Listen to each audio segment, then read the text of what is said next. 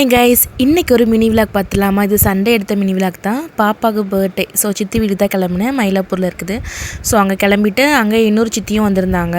So அவங்க கூட சேர்த்து அங்கே சித்தப்பா வந்து மளிகை கடை வச்சுருக்காங்க. கொஞ்சம் நேரம் அங்கே உட்காந்து நல்லா என்ஜாய் பண்ணிவிட்டு திரும்ப வீட்டுக்கு வந்திருந்தோம். ஸோ சித்தி வந்து எங்களுக்கு சிக்கன் 65 போட்டு கொடுத்தாங்க. அதை பார்த்துட்டு டிவியில் வந்து இந்த புதிர் வச்சு அதை கண்டுபிடிச்சி அதில் விளாண்டுட்டு இருந்தோம் நானும் தம்பி பாப்பா எல்லாருமே. அப்புறம் பாப்பா வந்துட்டு கொஞ்சம் ரெடி பண்ணலான்னு சொல்லிவிட்டு இன்றைக்கி தான் அவளுக்கு நான் மேக்கப் பண்ணி விட்றேன். ஆனால் அவளே சூப்பராக மேக்கப் பண்ணுவாள். அவளுக்கு வந்து மேக்கப்னாலே அவ்வளோ பிடிக்கும்.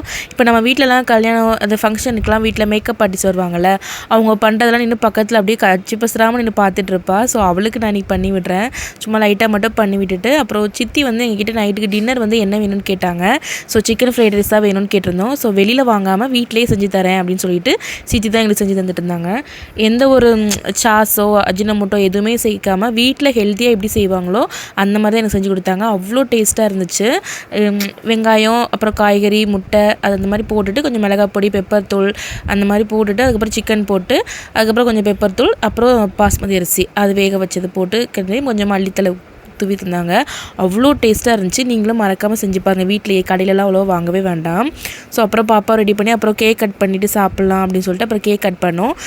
எந்த ஒரு ஆடம்பரம் இல்லாமல் சும்மா நார்மலான கேக் கட்டு அப்புறம் பக்கத்து வீட்டில் கொடுத்துட்டு நார்மலாக சூப்பராக சந்தோஷமாக கொண்டாடியாச்சு. அதுக்கப்புறம் நாங்களும் சிக்கன் ரைஸ் சாப்பிட்டுட்டு நைட்டு 9:30 ஆயிடுச்சா.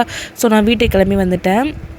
சண்டே எப்போது தூங்கிட்டே இருக்கிறதுக்கு இந்த மாதிரி ஈவினிங் வந்து வெளியில் போயிட்டு இருந்தது அவ்வளோ சூப்பராக இருந்துச்சு. உங்களுக்கு எப்படி சண்டே போச்சு?